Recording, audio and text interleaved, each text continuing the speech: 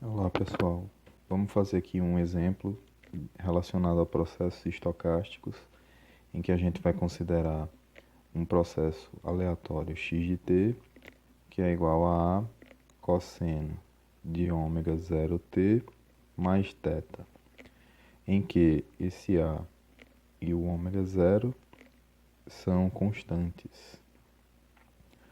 E o θ é uma variável aleatória com distribuição uniforme no intervalo de 0 a 2π. Então, para calcular, por exemplo, a média desse processo aleatório, a gente tem que levar em consideração alguns parâmetros que foram dados.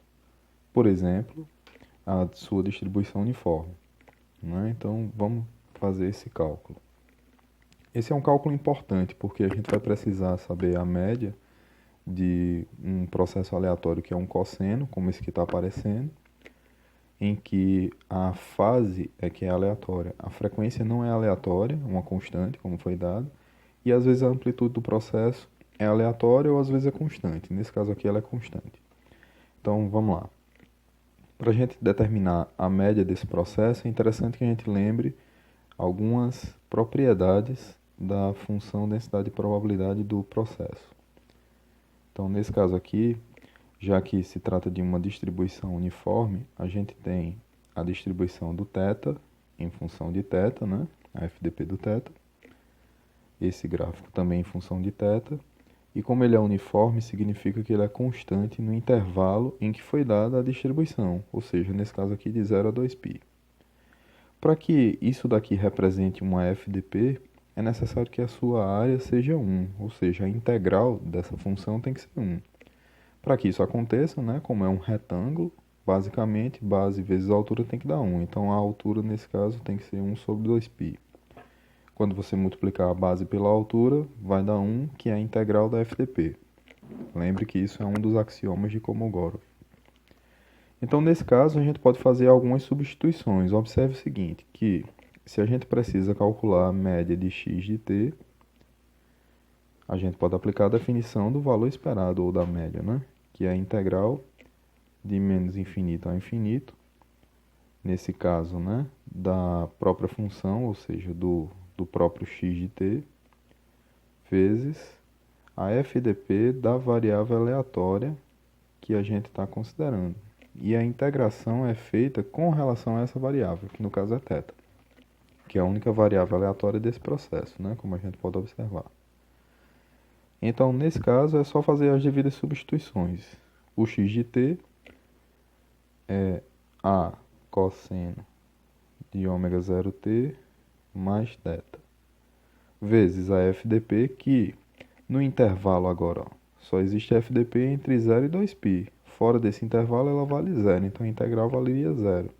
Logo, basta de integrar somente de 0 até 2π. E a gente multiplica pela FDP, que é 1 sobre 2π. Isso dθ. Assim a gente pode colocar o que é constante para fora da integral. Vamos ficar com a sobre 2π. E sobra somente a integral do cosseno de ômega 0t mais θ dθ, no intervalo de 0 a 2π. Observe o seguinte, que é uma integral de um cosseno, então você pode fazer uma substituição simples, né? Vamos fazer aqui uma substituiçãozinha que a gente vai considerar u, vamos pegar aqui um u igual a ômega 0t mais θ. E observe também o seguinte, a gente está fazendo a integral em relação a θ, logo t é como se fosse uma constante, assim como ômega 0.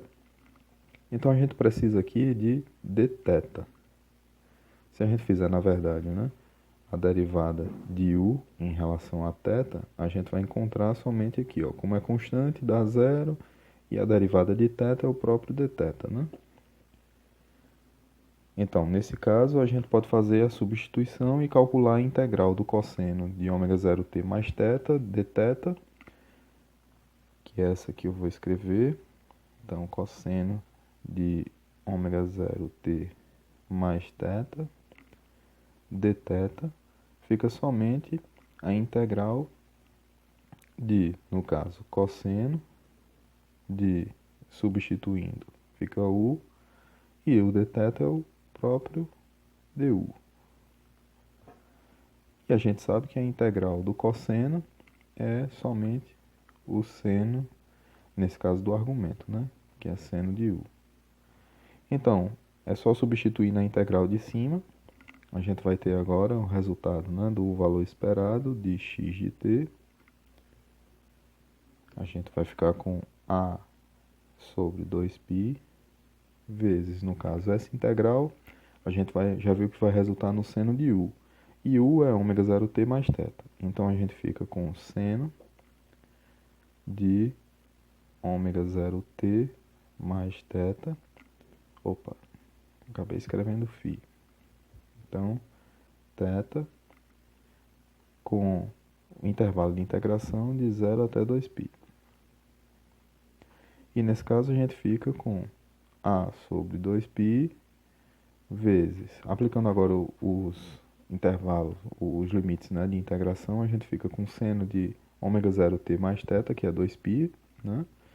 Então, seno de ômega 0t mais 2π menos o seno, agora aplicando zero, né? Então, fica somente seno de ômega 0t.